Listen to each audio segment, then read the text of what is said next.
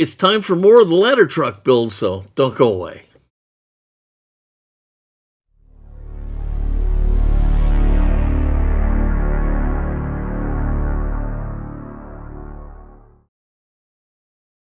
Hello, everybody, and welcome to Fat Guy Productions. I am Paul, coming to you as always from beautiful Las Vegas, Nevada. And yeah, we're back at it with part 3 of the American LaFrance ladder truck model build.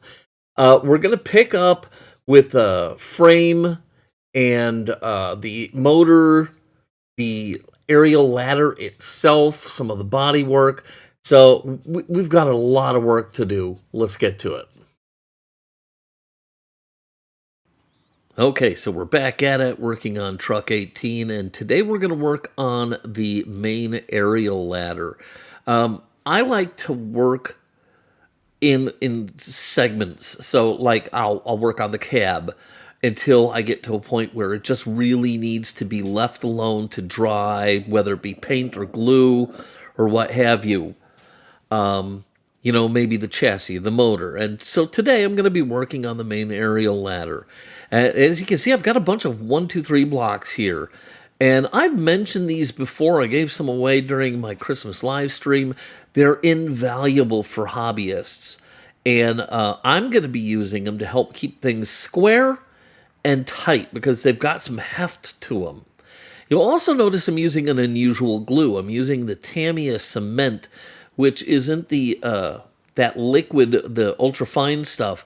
This is more like Tester's tube glue, like you remember. It's thick, it's viscous, and it's got a much longer open time. So I have the ability to paint it on, get everything lined up and squared up, use the 1, 2, 3 blocks to kind of, hold everything tight and square, and then let it dry. So we'll go ahead and get all of that done.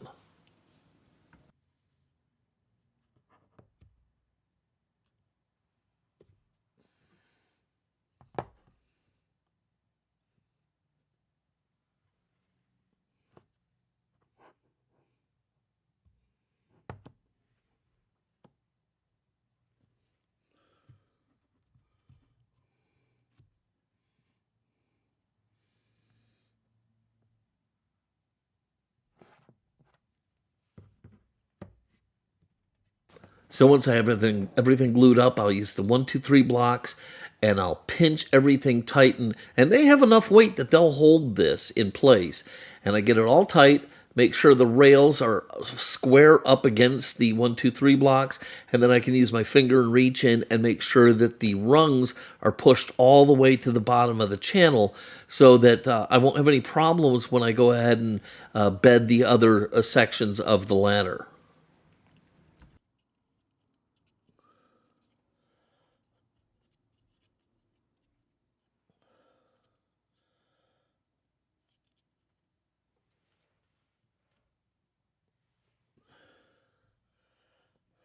So I actually start with the very end fly section, and then I can use it to make sure everything is spaced out right as I work my way down. So the end piece goes to the middle piece, make sure everything slides back and forth the way it should. Then the middle piece goes to the bed piece, make sure it slides through as it should. That way I can make adjustments before the glue dries. Now, I'm not going to leave it this way because I don't want to end up gluing my ladder together, but I definitely use it to make sure that the fly sections are going to slide properly.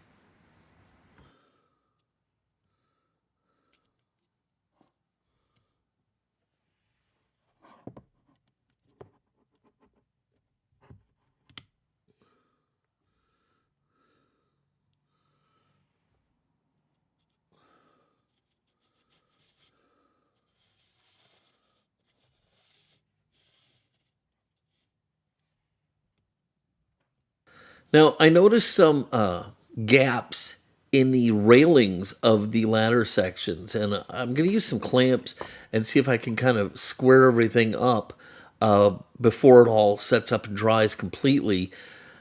This isn't going to work that well, and truth in advertising, I actually remade the entire bed section. It was bent enough that there was really nothing I could do about it. It didn't look right, and because I really have two open kits going, I was able to go in, dig out the bed section from the other kit, build it, and use that one. It fits a lot nicer. It's a lot straighter. But once again, this kit strikes again, and lots of warped pieces. I'm going to find all sorts of warped ground ladders. Just lots of little issues like this. But hey, you work around them. You get past it the best you can. Now, the way the kit comes and the way our trucks were set up, we didn't have ladders hanging on racks. They were all flat loaded on the sides, like you saw in the picture. And we had it on both sides that way. So I'm going to have to do a little bit of monkey shines with the ladder racks and the ladders themselves. We had a banger ladder on our trucks. I believe it was over 40 feet. It might have been a 50-footer. I don't really remember. But banger ladders were giant, and I may try to simulate that. What I may do is I may just take like a long three-piece section, add some tormentors to it so it looks right. But, so anyhow, I have a lot of work to do with the ground ladders. So I'm getting them all cut out, cleaned up, and, ready to put together, add lanyards and details and all that stuff.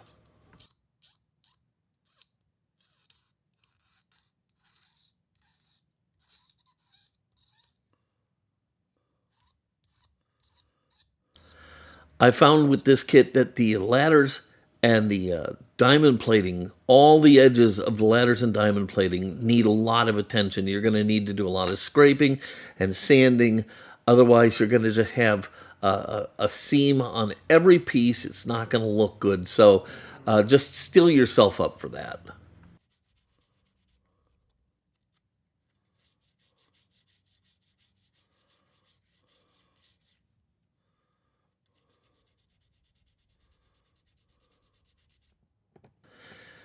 So all our ground ladders had little circular openings for the rungs. Basically, what I'm saying is that the rungs were hollow tubes, and they were affixed to the rails.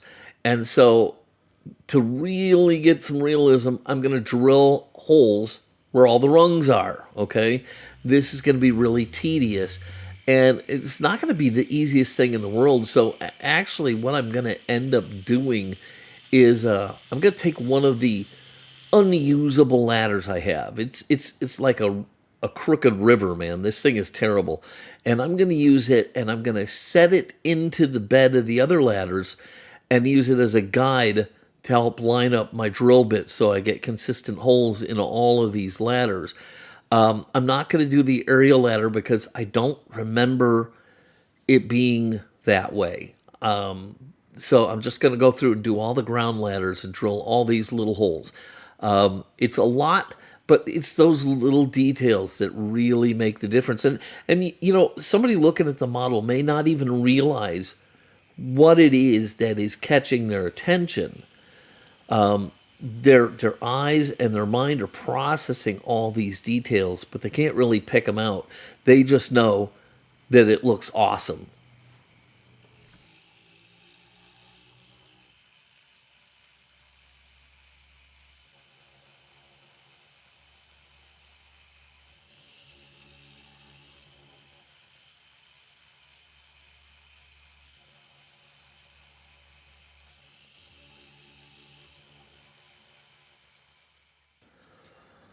I always delay a little bit too long on the body parts, and frankly, I should probably get to those first because I can't really do a lot of the stuff that I need to do until the body is at least partially assembled because I can't paint.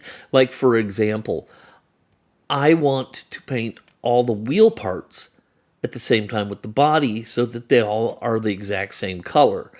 So I want to paint all that stuff at the same time, which means I can't put the wheels and axles on until I'm ready to paint the cab and the body and all that other stuff. So I should probably do it way earlier. It would probably make things move smoother. But for some reason, I just always drag my feet here. I don't know. Anyhow, I'm finally at that point where I need to get all the body parts off, clean them up, put them on some sort of a mount so that I can paint everything. So, I've got my hands full here because there's a lot of little parts here that I've got to go ahead and get ready.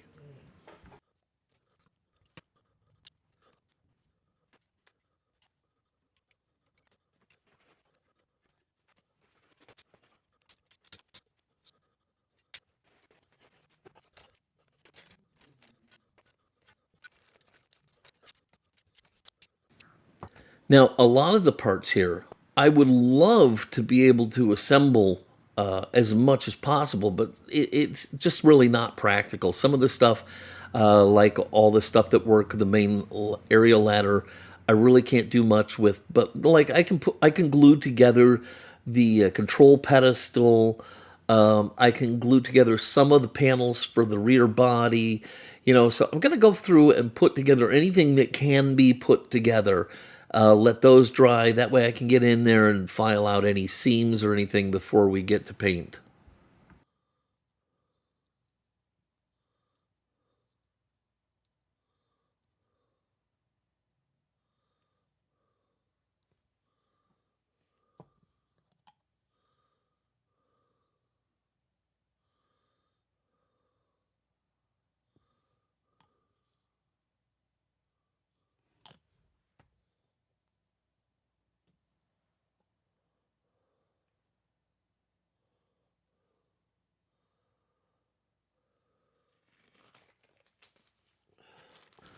Okay, so now I think I had mentioned in one of the like video two, I think I mentioned how I made a mistake in the way I'm approaching the fenders here. Well, there's nothing for it but to do it the way I planned it.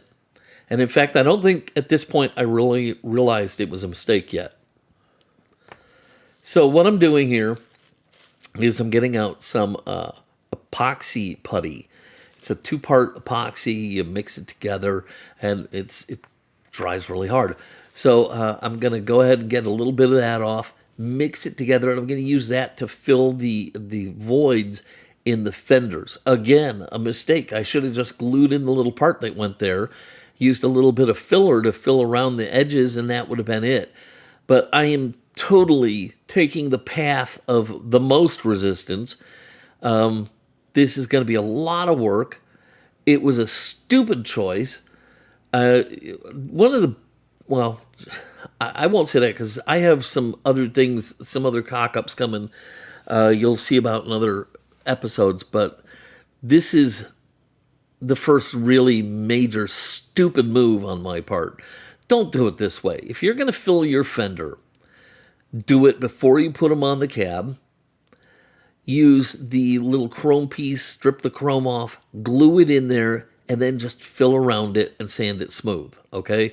That's the way to do it. Do as I say, not as I do. Okay? Because this is just a monumental, stupid way to do it. And it's going to be so much additional work that it really didn't need to be.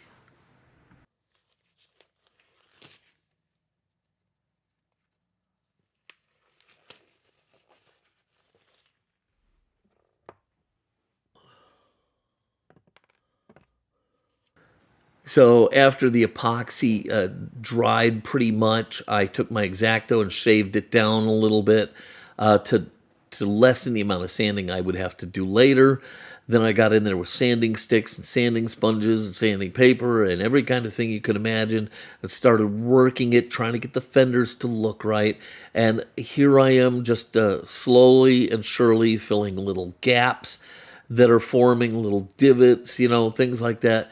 Just trying to make the fenders look smooth and original as if they were filled, on the way they were on our engines. Because later I'm going to have to put a little bare metal foil over these to simulate aluminum plates. Because we didn't have those little inserts. The whole front third of the fender was covered in stainless. So that's what I'm trying to do here. And boy, am I doing it the wrong way. Yeah, so here I am, still filling, still sanding, then more filling, then more sanding, then more primer, then more filling, then more sanding. Yeah, I really did this the stupid way.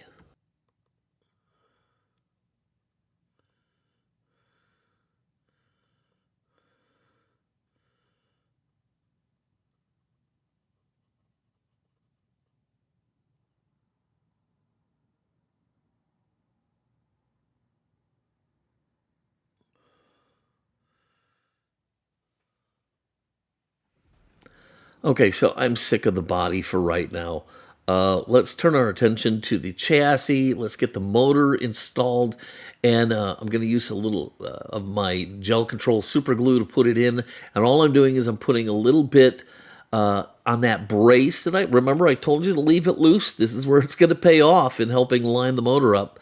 So I'm going to put a little down in the bottom of that brace and a little bit on the two mounting tabs.